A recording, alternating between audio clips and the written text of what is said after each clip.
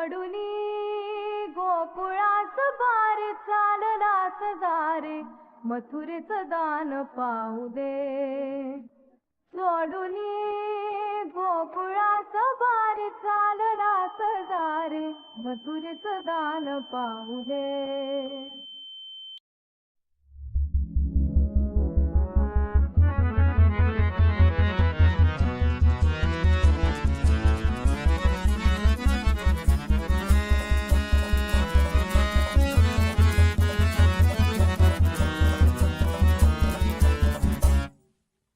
तर जस्ट आता आम्ही पोचलोय गावी.